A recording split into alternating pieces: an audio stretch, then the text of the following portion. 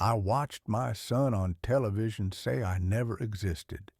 He was sitting in that leather chair, the kind writers sit in when they want to look important, talking about his new book. The interviewer was nodding like everything made perfect sense.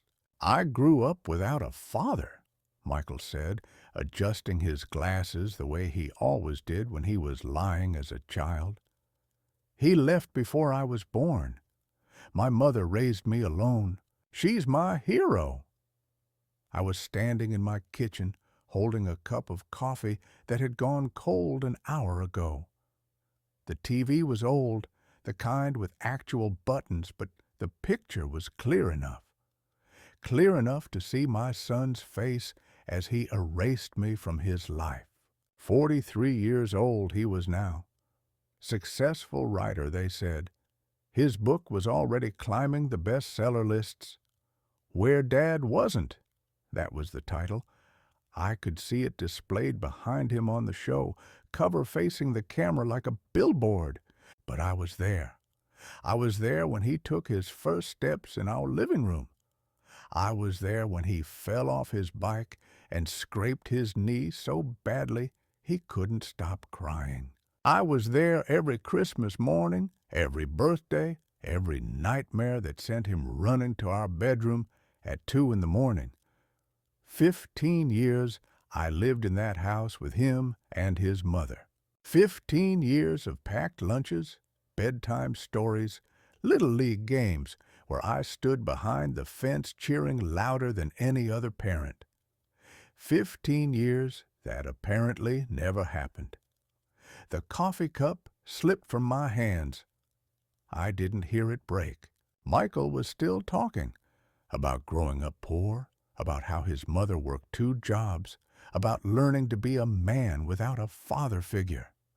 Each word felt like a nail being driven into a coffin. My coffin. The absence shaped me, he said, leaning forward with that earnest expression he'd perfected.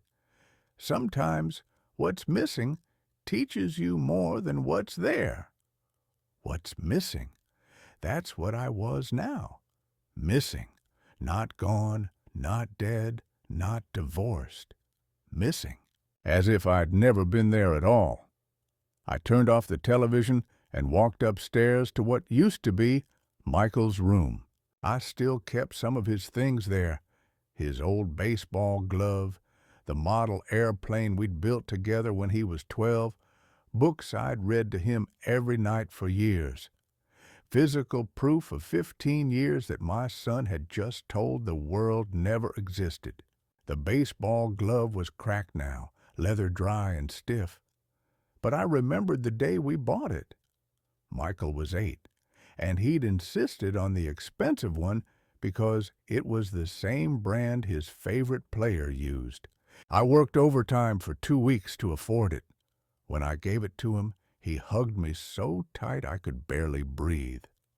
"Thanks, Dad," he'd whispered into my shoulder. "You're the best dad in the world." The same mouth that said those words had just told 1,000,000 people I was never there. I sat on his old bed, springs creaking under my weight. The room smelled like dust and old memories. On the nightstand was a photo I'd forgotten about.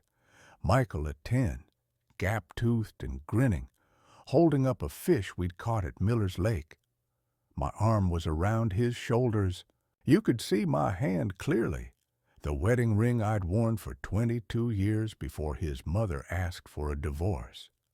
That photo would be worth something now, wouldn't it? Proof that the missing father had been there after all. But who would believe it? Who would care? My son had written a book about his life, and I wasn't in it, not even as a footnote, not even as a mistake. The phone rang downstairs. I let it go to the machine. It was probably my sister wanting to know if I'd seen the interview. By tomorrow, everyone I knew would have seen it. They'd all know that Michael Brennan, the successful writer, the one who made it out of our small town, had publicly declared that his father didn't exist. The machine beeped, but it wasn't my sister's voice. "Dad, it's me. Listen, about the interview. We should talk. I can explain." I stared at the ceiling and didn't move. Explain what? How do you explain erasing someone from your life story? How do you explain telling the world your father abandoned you when he never left, never stopped loving you, never stopped trying to be part of your life even after you stopped returning his calls? The message ended. The house went quiet again. I thought about calling him back. For about 30 seconds, I thought about it. Then I remembered something else.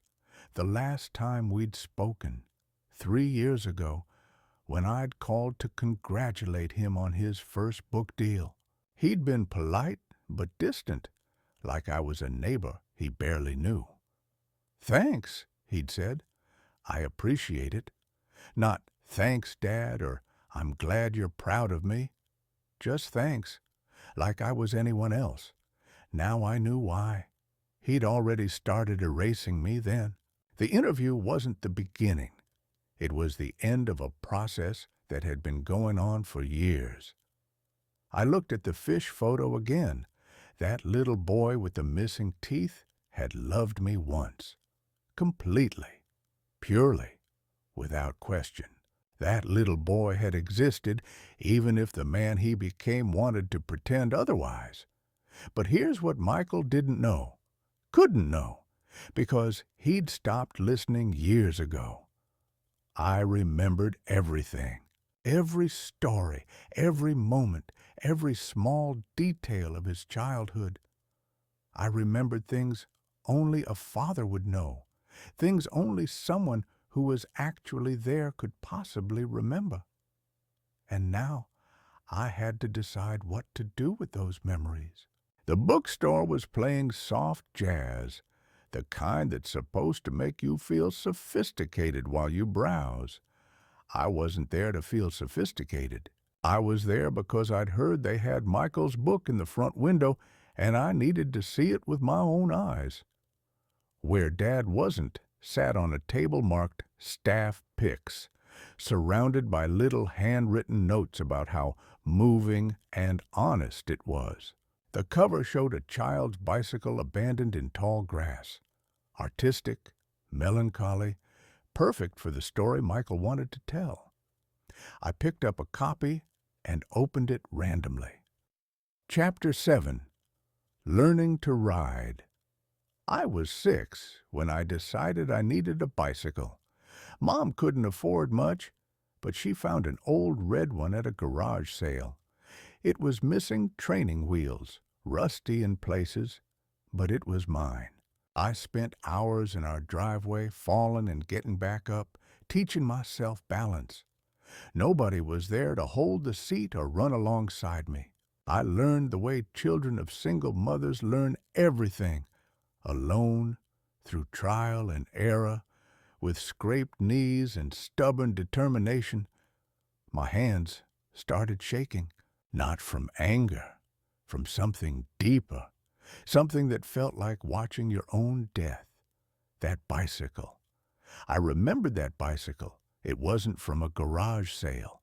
We'd driven to 3 different stores before we found the right one, the red Schwinn, with the white seat that Michael had pointed to through the window. "That one, Dad. That's the one I want." It cost more than we'd planned to spend, but seeing his face when he saw it made every extra dollar worth it. And the training wheels? God, the training wheels! I'd taken them off myself in our garage, using the tool set I'd gotten for Christmas. Michael had watched me work, asking 100 questions about how bicycles stayed upright, why people didn't just fall over when they rode them. "Will you teach me, Dad?" "Of course I'll teach you." And I did. For 2 weeks, every evening after dinner, I was there in that driveway, holding the seat, running alongside him, catching him when he wobbled, The day he finally rode without help, he made it halfway down the block before turning around and riding straight back to me, grinning so wide I thought his face might split. "Did you see, Dad? Did you see me ride?" I saw. I was right there. But in Michael's book, I was nowhere. In his version, he was alone in that driveway, learning through trial and error, a brave little boy whose absent father had forced him to become self-reliant. I closed the book and looked around the store. A woman at the next table was reading it, occasionally making soft sounds of sympathy. An older man near the biography section had it tucked under his arm, along with 2 other books. All these people were going to read Michael's story. They were going to feel sorry for the little boy who grew up without a father. They were going to admire the strong single mother who raised him alone. They were going to think I was exactly what Michael said I was.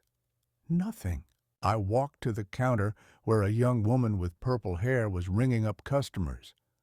"Excuse me," I said. "That book in the window, where Dad wasn't, is it selling well?" She brightened immediately. "Oh my God, yes, it's so good. Have you read it? It's about this guy who grew up without a father and how that shaped his whole life. Really powerful stuff." "What did you think about the father?" "Well, that's the thing. He wasn't there. That's kind of the point. The author talks about how fathers who abandon their families are like ghosts, you know?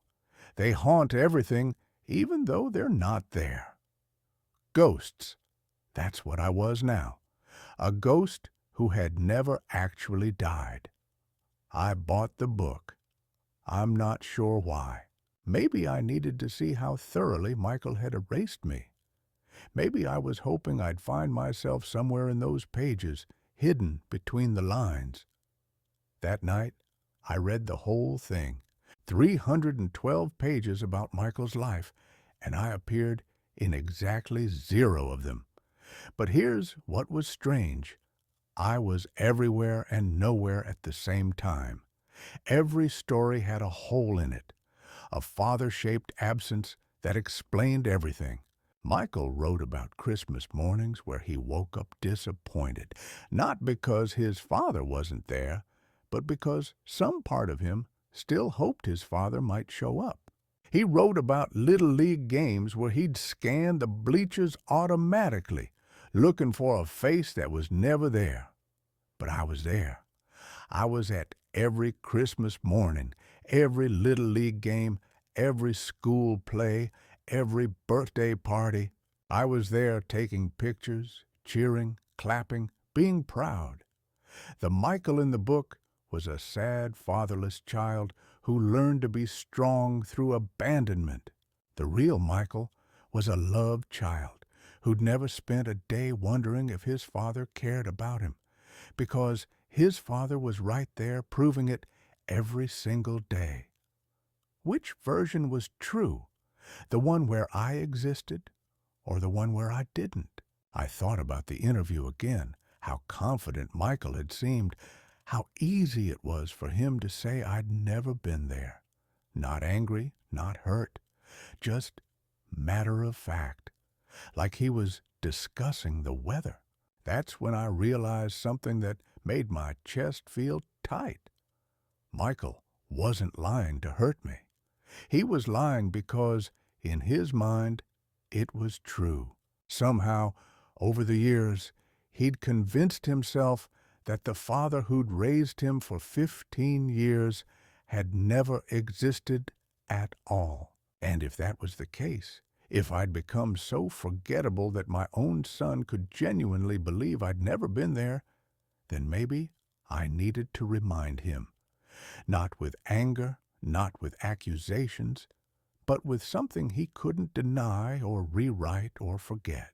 I needed to prove I had existed, and I knew exactly how to do it. I went to the drugstore and bought a composition notebook. the kind with the black and white marbled cover that Michael used to write his school reports in. Then I came home, sat at my kitchen table, and started to write. Not a letter, not an angry response to his book. Something different. I started with the bicycle. Michael's bicycle was a red Schwinn with white handlebar grips. We bought it at Morrison's Sporting Goods on March 15th, 1987, 2 days before his 7th birthday. He'd been asking for one for months, pointing at every bicycle he saw, even drawing pictures of himself riding one. The bike cost $127.50, which was more than I usually spent on birthday gifts. But I'd been saving overtime money for weeks. The first day we brought it home, Michael was too excited to wait for me to adjust the seat properly. He kept trying to climb on while I was still working with the wrench. "Dad, is it ready? Dad, can I try now?" Every 30 seconds. When we finally got it adjusted and I walked him out to the driveway, he looked at the bike like it was made of gold. "Are you sure it's really mine?" he asked. I told him it was his as long as he promised to be careful.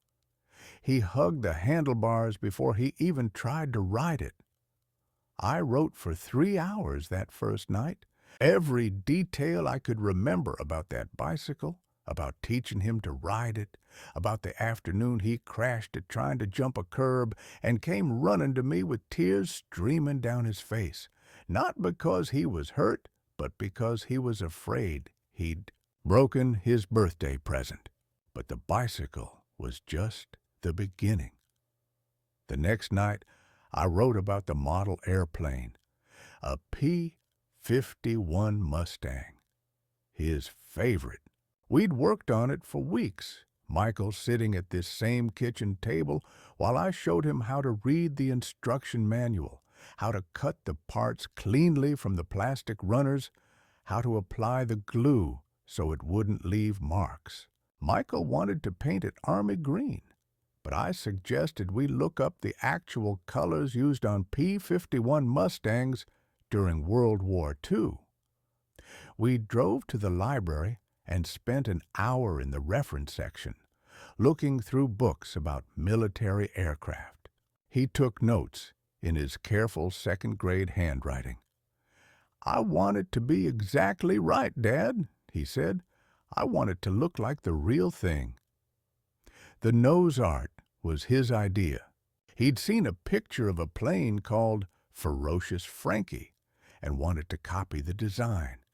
His hand wasn't steady enough for the detail work, so I did the painting while he directed. "Make the teeth bigger," he'd say. "The pilot needs to look scarier." We must have spent 4 hours on that nose art alone. When we finished, Michael carried the plane around the house like it was alive. He made engine noises, complete with radio chatter he'd learned from war movies. For weeks, that plane lived on his nightstand. Every night before bed, he'd touch it once and say, "Good night, Ferocious Frankie."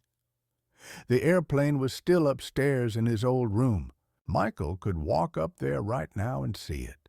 See the nose art we'd painted together. See his own handwriting on the tiny registration numbers he'd insisted on adding to make it official. But in his book, he wrote about learning to entertain himself because his father wasn't there to play with him. I kept writing. Christmas morning, 1989. Michael was 9. He'd been asking for a Nintendo all year, but we couldn't afford one. Instead, I'd spent 3 months building him a fort in the backyard, complete with rope ladder, periscope, and a flag he'd designed himself. On Christmas morning, I blindfolded him and led him outside. When Michael saw the fort, he didn't say anything for almost a minute. He just stood there looking at it. I was starting to worry he was disappointed, that he'd really wanted that Nintendo after all. Then he turned to me with tears in his eyes and said, "Dad, you built this? You built this for me?" When I nodded, he hugged me so hard I nearly fell over. "This is better than Nintendo," he whispered. "This is better than anything." The fort was still there when I drove by the old house last month. Different family living there now, but they'd kept the fort, painted it blue instead of the green Michael had chosen, but it was structurally the same, built to last. Night after night, I wrote. The time he broke his arm and I carried him 6 blocks to the hospital because our car wouldn't start. The way he used to fall asleep in my lap during Sunday afternoon football games. The elaborate treasure hunts I'd create for his birthday parties with clues written in code that took him hours to solve. The fishing trips. God, the fishing trips. Every other Saturday from the time he was 5 until he was 13, we'd drive out to Miller's Lake. Michael never had the patience for fishing. He'd cast his line and then immediately want to check if anything was biting. But he loved the drive there, loved packing the tackle box the night before, loved the bologna sandwiches we'd eat sitting on the dock. The biggest fish Michael ever caught was a largemouth bass, maybe 3 pounds. Not huge by Miller's Lake standards, but for a 10-year-old, it might as well have been a whale. He was so excited he was shaking when he reeled it in. "Dad, look! Dad, did you see? Is this the biggest fish ever caught in this lake?" I told him it probably was, and he believed me completely. We took 17 pictures of that fish. I still have the photo of Michael holding it up, grinning like he'd just discovered gold. That photo was sitting on my nightstand. The same photo that would be impossible to explain if I'd never been there. After 2 weeks of writing, I had 47 pages. 47 pages of specific, detailed memories that only a father would know. Not general things any stranger could have observed, but intimate moments, private conversations, the exact words Michael had used, the expressions on his face, the way his voice sounded when he was excited or scared or proud. I wrote about the night he had pneumonia and couldn't sleep, so I stayed up with him for 3 days straight, reading Harry Potter books until my voice gave out. I wrote about teaching him to shave when he was 15, how nervous he was about cutting himself, how proud he looked when he saw his smooth face in the mirror afterward. I wrote about the last real conversation we'd had, the one he probably didn't remember. He was 17, about to graduate high school, and he'd come to me worried about college. Not about getting in, he was smart enough for that, but about leaving home. "What if I can't do it, Dad?" he asked. We were in the garage, and I was changing the oil in his mother's car. Michael was sitting on an overturned milk crate, spinning a wrench between his fingers. What if I'm not ready to be on my own? I told him something my own father had told me. Being ready isn't a feeling, Mike. It's a decision. You decide you're ready, and then you figure out how to make it work. He nodded like he understood, but he still looked worried. So I added, "Besides, you're not really on your own. I'm always going to be your father no matter where you are or how old you get. That doesn't change just because you move away." He smiled then, for the first time in that conversation. "Promise?" he asked. "Promise," I said. I'd kept that promise, even after the divorce, even after Michael stopped calling, even after he moved across the country and started pretending I didn't exist. I was still his father. You can't unpromise that. You can't write it out of existence. But Michael had tried. And he'd succeeded, at least publicly. Now I had to decide what to do with these 47 pages of proof that Jonathan Brennan had existed, had been present, had been a father to his son for 15 years. I could send them to Michael directly, but what would that accomplish? He'd already made his choice. He'd already decided that his story worked better without me in it. Or I could do something else, something that would make it impossible for him to keep pretending I'd never been there. I picked up the phone and dialed information. New York Times, editorial department, please. Because if Michael wanted to tell his story to the world, maybe it was time the world heard the whole story. I didn't call the Times right away. Instead, I did something Michael would have appreciated if he still remembered who I was. I did my research. I spent 3 days learning everything I could about book publishing, about how media interviews worked, about the business side of being a successful author. Michael's publisher was Hartwell and Associates, a mid-sized house in Manhattan that specialized in memoirs and literary fiction. His editor was a woman named Sarah Chen, who'd been quoted in several articles about the book's success. More importantly, I learned that Michael had a reading tour scheduled. 12 cities over 6 weeks, starting with a big event at the 92nd Street Y in New York. The kind of event where important people in publishing showed up, where careers were made or broken. I rewrote my letter, made it cleaner, more precise. 47 pages became 12 pages, but every word counted. Every detail was specific enough that it could be verified, concrete enough that it couldn't be dismissed as coincidence or lucky guessing. Then I made copies, lots of copies. The first one went to Sarah Chen at Hartwell and Associates. With it, I included a cover letter. Ms. Chen, I'm writing regarding Where Dad Wasn't by Michael Brennan.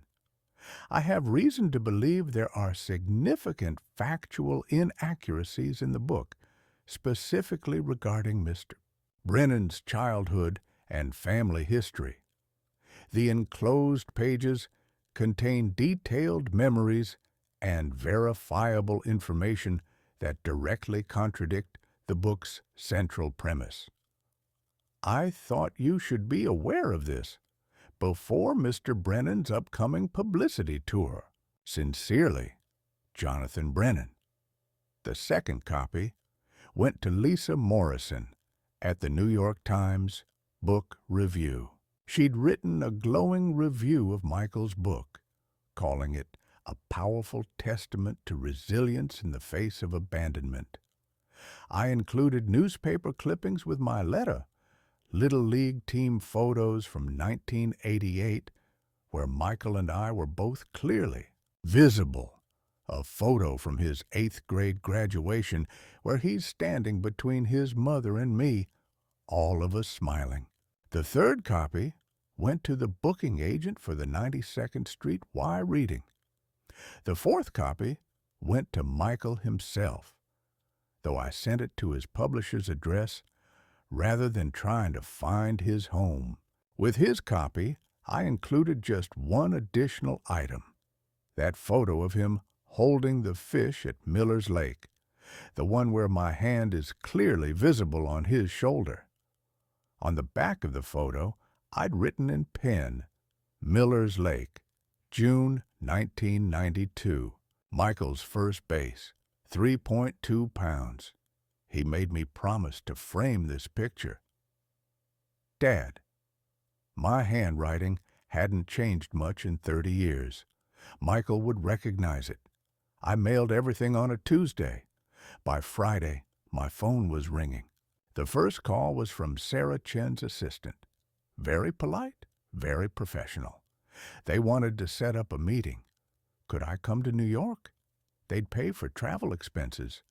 The second call was from a fact checker at the Times. She had questions about the dates I'd mentioned, the names of Michael's Little League coaches, the address of the house where we'd lived, all things that could be verified through public records. The third call was from someone I didn't expect, a reporter named David Kim from the Washington Post. Somehow, word was already spreading. "Mr. Brennan," he said, "I understand you've raised questions about the accuracy of your son's memoir. Would you be willing to speak on the record?" I wasn't ready for that yet. "How did you hear about this?" "Publishing is a small world," he said. "When questions come up about a best-selling book, people talk, especially when the questions come with documentation." The fourth call came Sunday night. No number I recognized. "Dad." Michael's voice was different than it had been in the TV interview, smaller, uncertain. "Michael, I got your letter and the photo." I waited. I remember the fish. I remember Miller's Lake. But in my book, I said, "I know what you said in your book." Silence for a long moment. Then, "Why didn't you just call me? Why did you have to send it to Sarah? Now there are reporters calling, and the publisher wants meetings, and—" "Because you said I was never there. Not that I was a bad father, not that I disappointed you, but that I never existed." "How do you call someone to tell them you exist?" "It's not that simple." "It is that simple, Michael. Either I was there or I wasn't. Either I taught you to ride that red bicycle or you learned alone. Either I built you that fort or you never had one. Either I sat in those hospital rooms when you were sick or you were alone with your mother." Another silence, longer this time. "The book, it wasn't supposed to hurt you. It was supposed to be about resilience, about overcoming obstacles." "What obstacle?" "I loved you. I was proud of you every single day. What did you have to overcome?" "You don't understand. The story works better this way. The narrative is cleaner. People connect with the idea of succeeding despite abandonment." "Despite abandonment." I repeated the words carefully. "So you turned me into an abandonment so your story would work better. Dad, please, can we meet somewhere and talk about this privately before it gets out of hand?" "It's already out of hand, Michael. You put it on television. You put it in bookstores. You put it on bestseller lists. You made it public when you decided I didn't exist." "What do you want me to do? The book is already published. I can't just change it." "I know you can't change it, but other people can read the whole story now, not just your version." I could hear him breathing on the other end of the line. "There's going to be a piece in the Times," he said finally. "Isn't there?" "I don't know. That's up to them." "And the publisher wants to meet with you." "Yes. And you're going to do it. You're going to tell them everything." "I'm going to tell them the truth, Michael. The same truth I lived for 15 years while I was raising you." "You're going to destroy my career." "No," I said. "I'm going to prove I existed. There's a difference." The line went quiet. I thought he might have hung up. Then I heard something that broke my heart. He was crying. "I'm sorry," he whispered. "I'm so sorry, Dad. I don't know why I don't know how it got this far." But I did know. It got this far because somewhere along the way, Michael had decided that his real childhood, the one with a father who loved him, wasn't interesting enough for the story he wanted to tell. So he'd invented a better childhood, a more dramatic one, a more sellable one, and in that invented childhood, I had no place. "I know you're sorry," I said, "but sorry doesn't put me back in your book. Sorry doesn't undo 3 years of interviews where you said I never existed." What happens now? I looked at the composition notebook on my kitchen table, still open to the last page I'd written. 47 pages of proof that Jonathan Brennan had been a father, had been present, had mattered to someone. Now the world gets to decide which story is true, I said, yours or mine. 3 days later, the story broke. Not in the Times. They wanted to do more fact-checking first. But in the Post. David Kim had done his homework. He'd tracked down Michael's Little League coach, who remembered me clearly. He'd found the contractor who'd helped me build the backyard fort. He'd even located the sales receipt from Morrison's Sporting Goods for one red Schwinn bicycle, dated March 15th, 1987. The headline read, "The Father Who Wasn't Missing. Questions Arise About Best-Selling Memoir." By evening, it was everywhere. The media firestorm lasted exactly 6 days. On the first day, it was just David Kim's article in the Post. By the third day, it was trending on Twitter. By the sixth day, Michael had canceled the rest of his book tour. I watched it all from my kitchen table, drinking coffee and reading articles about myself written by people who had never met me. Some called me a vindictive father trying to destroy his son's success. Others called me a truth-teller, exposing literary fraud. Most just seemed fascinated by the story itself. The father who had been erased from his son's life, returning to prove he'd existed. The strangest part was seeing my own memories quoted in newspapers. The detail about Michael making engine noises with his model airplane. The story about him being afraid to break his birthday bicycle. Intimate moments I'd shared with no one, now being discussed by strangers on morning television shows. On day 7, my phone rang at 6 in the morning. "Mr. Brennan, this is Sarah Chen from Hartwell & Associates. I'm calling to invite you to a meeting with Michael and our legal team. Tomorrow at 2 p.m. if that works for you." What kind of meeting? "We need to discuss how to move forward. The publisher has concerns about the book's factual accuracy, and there are potential legal implications we need to address." Legal implications for who? For everyone involved, Mr. Brennan. This situation has created significant problems for all parties. I agreed to the meeting, though I wasn't sure what I hoped to accomplish. The damage was done. The truth was out there, competing with Michael's fiction for public attention.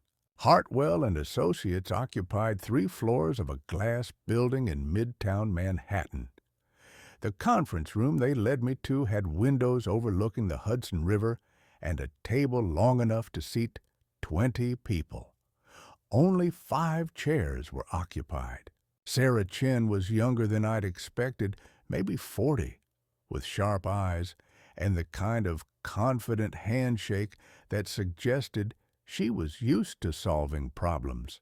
The legal team consisted of 2 men in identical dark suits who introduced themselves so quickly I didn't catch their names. Michael sat at the far end of the table, looking like he hadn't slept in a week. He was wearing a blue button-down shirt that I remembered buying him for Christmas 3 years ago, back when we were still speaking. I wondered if he'd worn it on purpose, or if he'd forgotten where it came from. "Thank you for coming," Sarah said. "I think we can all agree this situation has gotten out of hand." "Has it?" I asked. "Seems to me it's exactly as in hand as it should be. The truth is out there now." One of the lawyers leaned forward. "Mr. Brennan, You have to understand the position this puts everyone in. Your son wrote what he believed to be an honest memoir about his experiences growing up. The fact that his recollections don't align with yours doesn't necessarily constitute fraud. His recollections. I turned to look at Michael. Is that what we're calling it? Recollections? Michael finally spoke. Dad, I know how this looks, but it's not. I didn't set out to lie about you. Sometimes memory is complicated. Sometimes the emotional truth is different from the factual truth. The emotional truth. I repeated the phrase slowly. You emotionally remember me not existing? I remember feeling alone. I remember feeling like I had to figure everything out by myself. Even when you were there physically, I felt like I was on my own. Sarah Chen cleared her throat. Mr. Brennan, what would it take to resolve this situation quietly? The publisher is prepared to discuss compensation for any distress this has caused you. You want to pay me to go away? We want to find a solution that works for everyone. Michael has a career to protect. The publisher has an investment to protect. And you, well, you've made your point. The world knows you existed. Perhaps that's enough? I looked around the table at these people who thought they could solve 15 years of erasure with a check and a confidentiality agreement. Then I looked at Michael, who was staring at his hands like they held the answers to questions he didn't know how to ask. What do you think, Michael? Is it enough that the world knows I existed? Are we done here? He looked up at me for the first time since I'd entered the room. What do you want, Dad? Tell me what you want, and I'll try to make it happen. I want you to remember building that model airplane with me. I want you to remember the Christmas morning when I gave you that fort. I want you to remember sitting in the hospital when you had pneumonia, and how I read you Harry Potter books until my voice gave out. I do remember those things. Then why did you write a book saying they never happened? Michael's composure finally cracked. Because those memories hurt, he shouted. Because remembering how much I loved you makes it worse that we don't talk anymore. Because it's easier to pretend you were never there than to admit that I miss you and I don't know how to fix it. The conference room went dead silent. Sarah Chen's pen stopped moving. The lawyers exchanged glances. I sat back in my chair and looked at my son, really looked at him, for the first time in years. You miss me? Of course I miss you. I've missed you every day since Mom and I moved out. But I was 18, Dad. I was angry about the divorce, and I blamed you for everything falling apart. And then years passed, and it got harder to call and harder to explain why I hadn't called until it felt impossible to bridge that gap. So, you wrote me out of your life instead. I wrote about the loneliness I felt, the isolation. Maybe I got confused about where that loneliness came from, but the feeling was real. I understood then. Michael hadn't erased me out of malice. He'd erased me because missing me was too painful, and it was easier to rewrite our relationship as abandonment than to admit he'd chosen to walk away from love. The book has to be corrected, I said finally. Not pulled, not revised quietly, but publicly corrected. A statement acknowledging that Jonathan Brennan was present for his son's childhood, that the premise of the book was based on emotional rather than factual truth. That would essentially invalidate the entire narrative, one of the lawyers said. Good. The narrative was false. Sarah Chen looked at Michael. It's your call. We can try to manage the story, issue a statement, maybe frame it as a misunderstanding about literary technique versus memoir. No, Michael said quietly. Dad's right. I wrote that my father abandoned me, and he didn't. I need to say that publicly. He turned to me. But after that, after I fix this, would you maybe want to have dinner sometime? Just us. No publishers, no lawyers, no reporters. Just a father and son trying to figure out how to talk to each other again. I thought about the composition notebook on my kitchen table, filled with memories of loving this man when he was a boy. I thought about 15 years of being his father, and 3 years of being erased from his life, and 6 days of proving I'd existed. What would we talk about? I asked. I don't know. Maybe you could tell me about that time you taught me to ride a bicycle. I think I might have forgotten some of the details. For the first time in 3 years, I smiled at my son. I remember every detail, I said, every single one. Sarah Chen was already taking notes, probably planning damage control strategies and public relations campaigns. The lawyers were whispering to each other about legal liability and publication standards. But all I could see was Michael looking at me with something I hadn't seen in his eyes since he was 17 years old. Hope that his father might forgive him.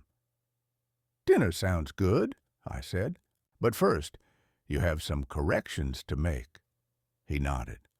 I'll start writing as soon as I get home. Good. And Michael? Yeah, Dad. This time, get the story right. The correction came out 3 weeks later, not buried in small print or hidden in literary journals, but as a full-page statement in the New York Times Book Review. Michael wrote it himself, and it was everything I'd hoped for. Honest, specific, and impossible to misinterpret. I need to correct the record regarding my memoir, Where Dad Wasn't. The book's central premise, that I grew up without a father, is factually incorrect. My father, Jonathan Brennan, was present throughout my childhood. He taught me to ride a bicycle, built me a backyard fort, attended my Little League games, and was there for every significant moment of my first 18 years. The abandonment I wrote about was emotional, not literal, stemming from my own feelings of isolation during my parents' divorce. I should have made this distinction clear. I owe my father, my readers, and the publishing community an apology for presenting fiction as memoir. I am working with my publisher to ensure future editions of the book include appropriate disclaimers and corrections. The statement was accompanied by 3 photographs. Michael and me at his Little League graduation, both of us grinning and holding his trophy. The 2 of us with the completed P-51 Mustang model, him pointing proudly at the nose art we'd painted together, and the Miller's Lake photo, with Michael holding up that 3-pound bass while I stood beside him, my hand on his shoulder. The internet had opinions, of course. Some people called Michael brave for admitting his mistake. Others called him a fraud who should return his advance money. A few suggested that emotional truth was more important than factual accuracy, that memoirs were inherently subjective anyway.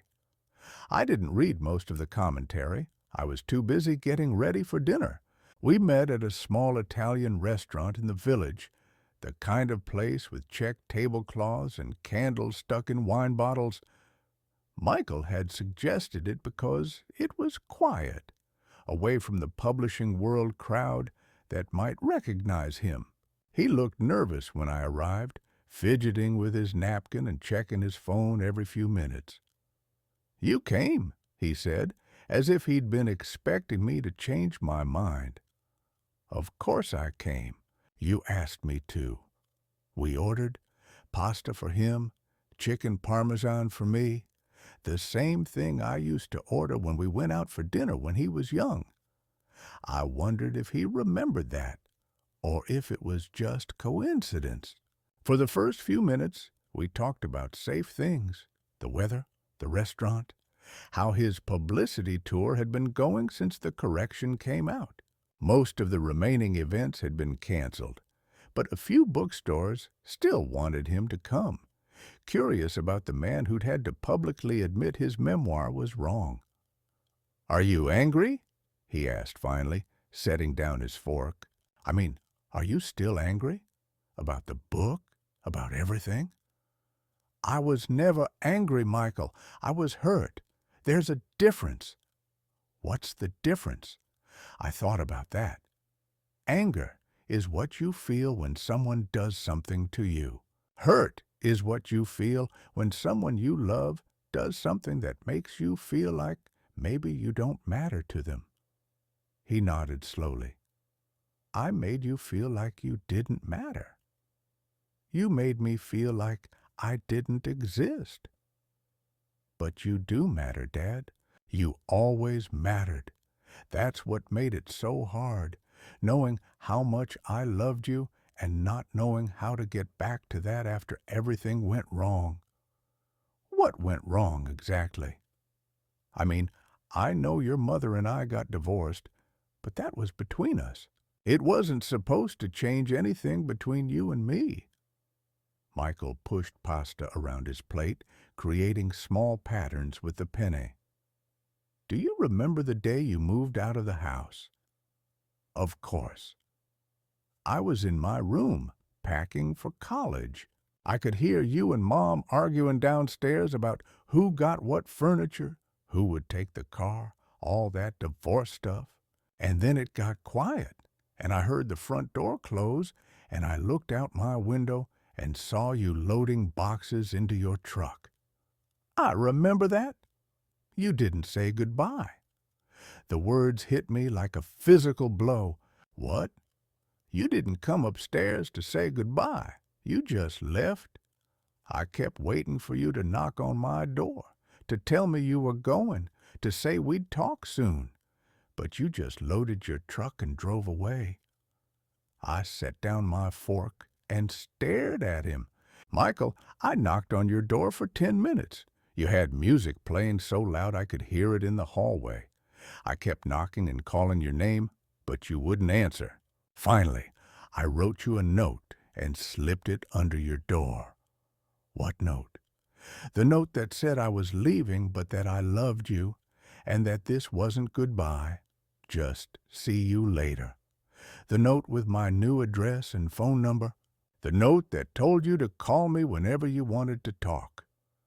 Michael's face went completely white. "I never got any note."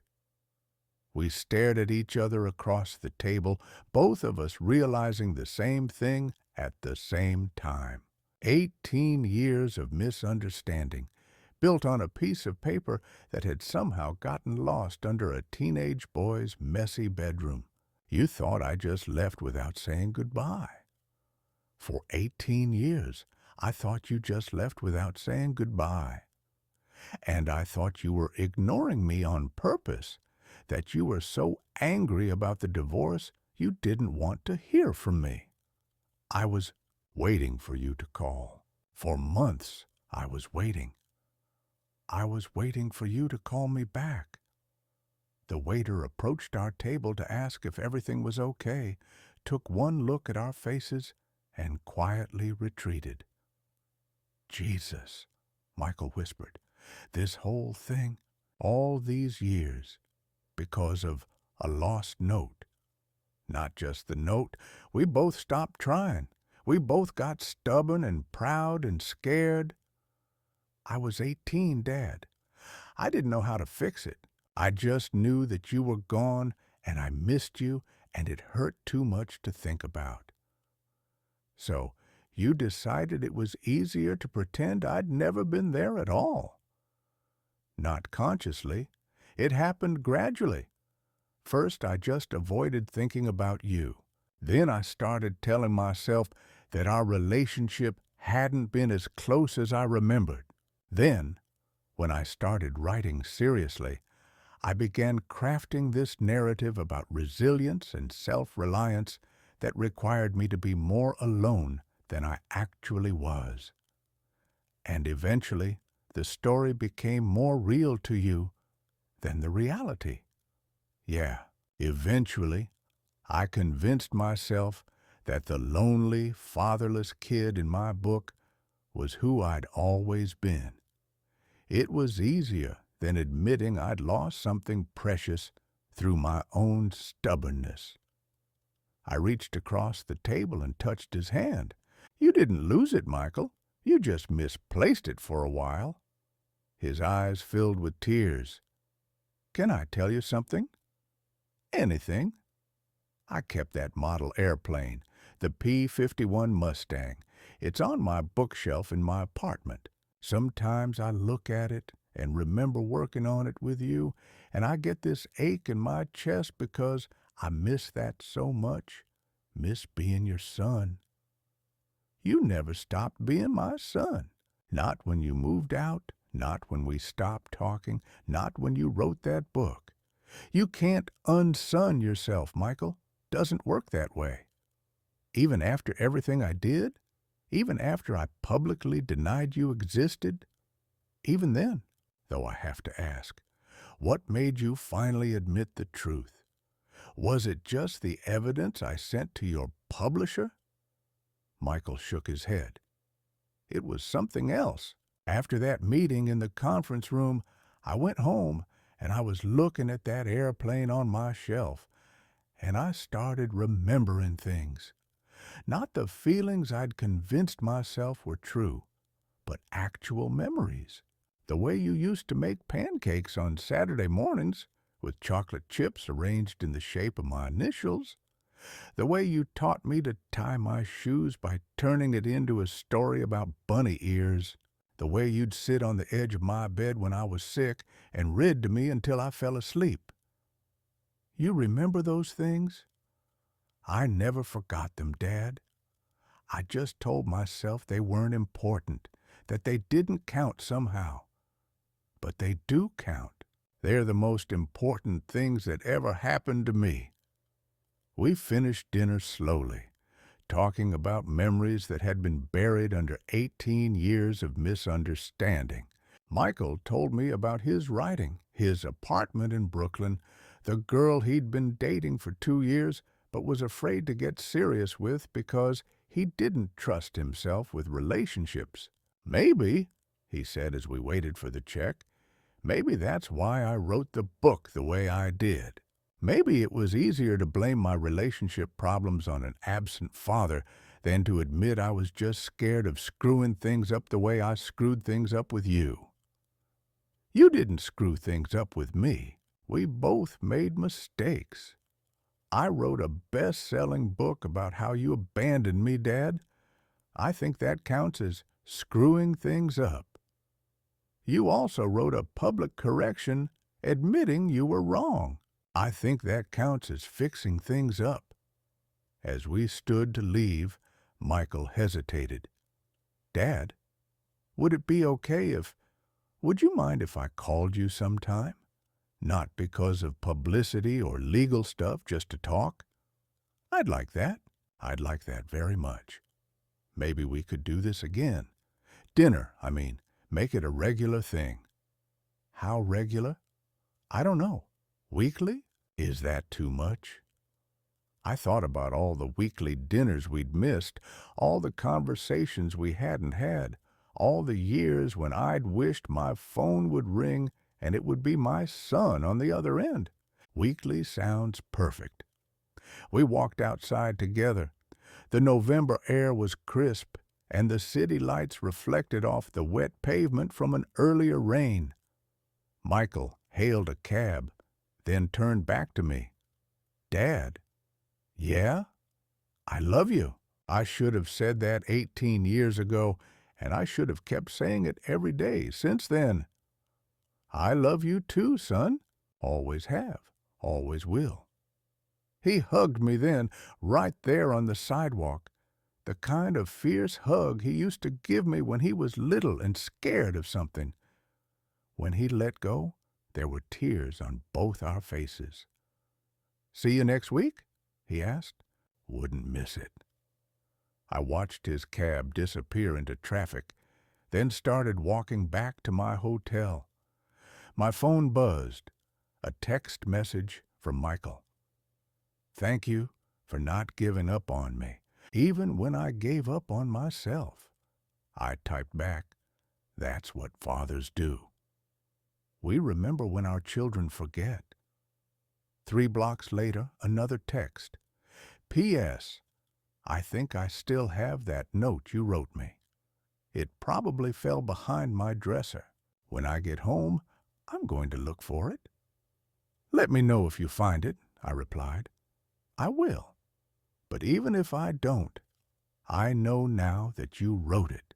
That's enough." I walked back to my hotel through the quiet streets, thinking about the composition notebook on my kitchen table back home. 47 pages of memories that had started as evidence and ended as a bridge back to my son. Tomorrow, Michael would start writing his next book. This time, I thought, he'd get the story right. Not because publishers or lawyers or reporters were watching, but because he remembered now what it felt like to be loved by his father. And maybe, if I was very lucky, this new book might have a character in it who looked suspiciously like a man who taught his son to ride a red bicycle, who built model airplanes and backyard forts, who sat beside hospital beds reading Harry Potter until his voice gave out. A father who had existed, who had loved, who had never really gone anywhere at all. He'd just been waiting for his son to remember where to find him.